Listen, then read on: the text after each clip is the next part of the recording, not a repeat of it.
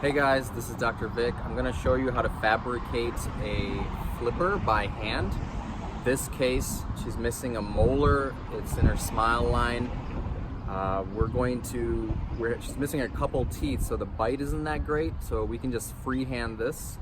I'm going to show you a couple different techniques. We're going to create a partial while we get her an implant, and I'm putting an NTI to stabilize her bite so we can get the right bite for that implant. I'm going to show you how to fabricate a flipper for a missing tooth. This is a molar, number 14. And it's going to look like this at the end. I did the bottom here, and this is before processing. I'm going to show you how to do this. Patient doesn't have posterior occlusion, so she's biting a little bit on a cross bite, and it really doesn't matter how I place this tooth because eventually I'm going to place her in a lower NTI, and then I'm going to stabilize her bite, and eventually once that's good, we're going to plan an implant in the future. So we're just using a flipper as a temporary transitional device.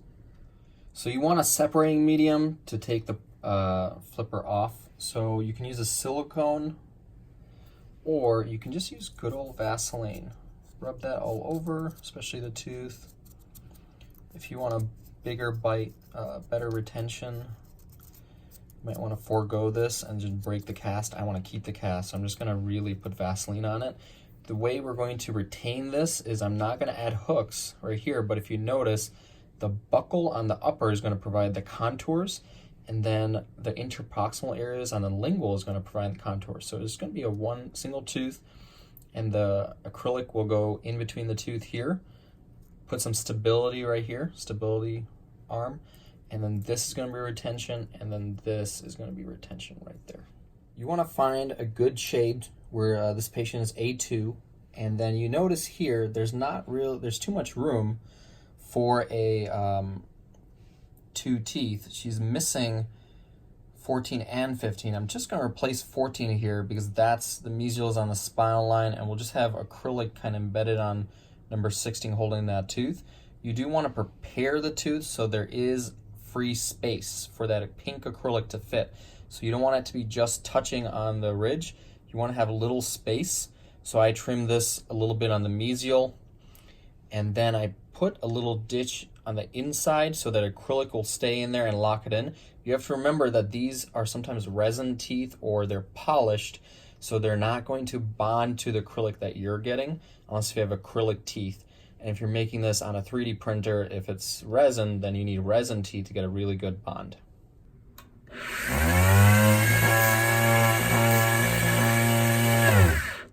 So we got some acrylic monomer in the little dappen dish. You want to make this really doughy, but not too wet, because then it'll just start flowing everywhere. So I'll show you how to mix that. You just add a little bit right here, and then you want to keep going until the powder doesn't get absorbed by the liquid anymore.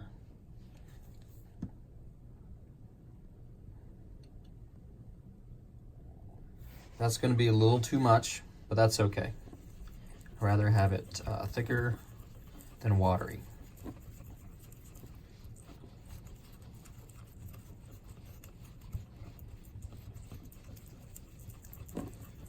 So mix that really good. You can stop.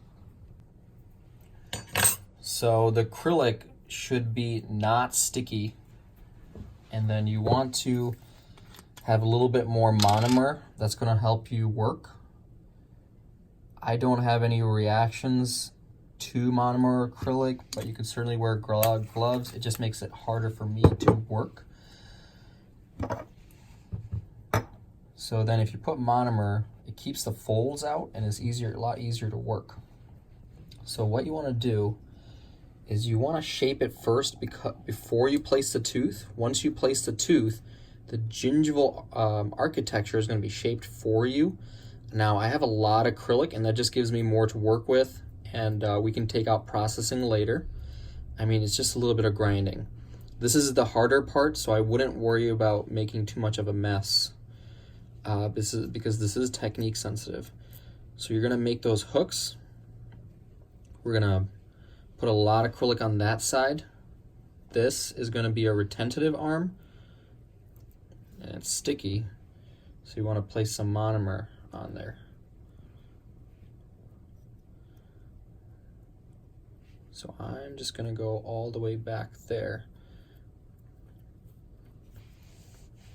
And so the monomer lets me push this in right into that interproximal area. And I could go one further, but there's a space, so I'm not going to show pink right there. So we're just going to stop right there, okay?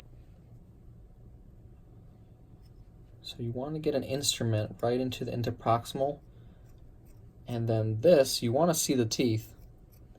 So it's a lot easier just to push this material down right now.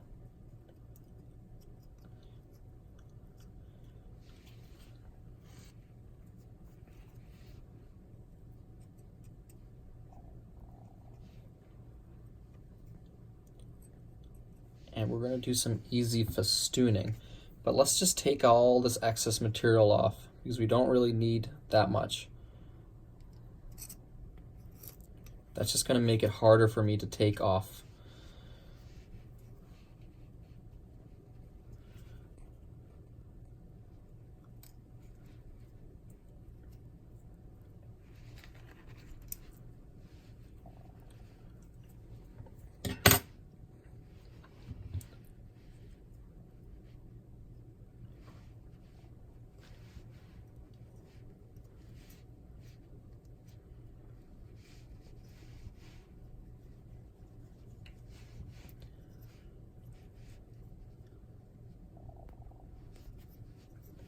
And then we take our tooth, and you want to let it soak in a little bit of monomer.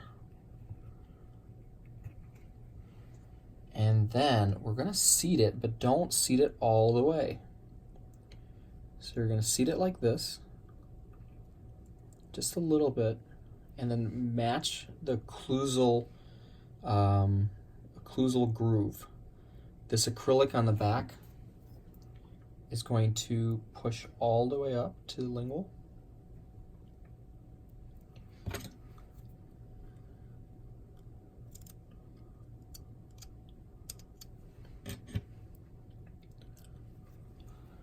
Don't want to leave any fingerprints.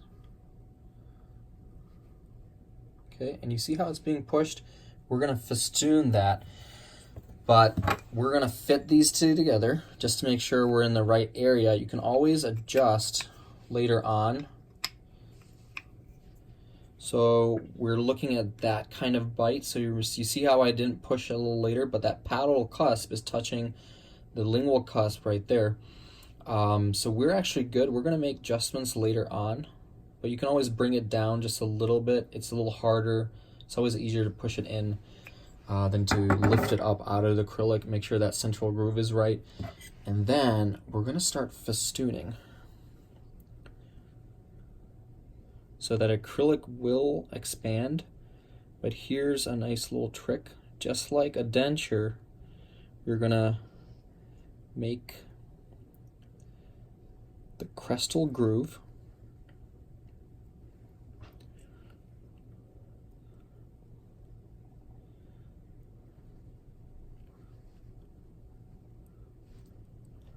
And then you can push the interproximal like a root surface.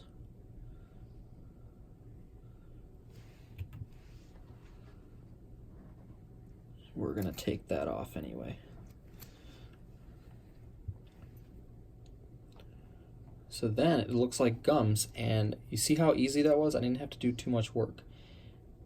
Final adjustments are going to kill you. Never be a perfectionist. Always do what you need. So it has to be in a good position. This is more aesthetics. The occlusion is bad, so I'm not worried about it. And then the gums look pretty nice. So I'm just going to post-process this and trim it.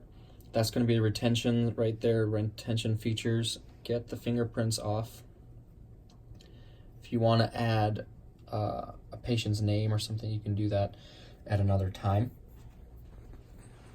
So one trick is if you don't like freehanding, what you can do is you can wax at the tooth when the occlusion really matters, and you can make it pretty and nice and what you need to do. And then you make a lab putty matrix. So you make a lab putty matrix fitting the tooth with the acrylic. And then when you do this, you can use that jig. Make sure that the gingival wax is already festooned. So when you pressure fit this onto the teeth and then you put the tooth on there, it's automatically gonna festoon that for you, and then it's gonna be in the right position. There's always adjustments. If you lift this off, it's gonna pull all that acrylic out. So I like the freehand method, especially for anteriors and when molars, when the occlusion is not important. Okay, you can stop recording. I don't have any air bubbles there, but if you want to reduce the air bubbles and give it a lot of strength, put it in a pressure pot. Follow the manufacturer's instructions. It's going to be a little bit of warm water in the pressure, and you have to use compressed air. And then that's going to take out all the air bubbles and give it a little bit more strength.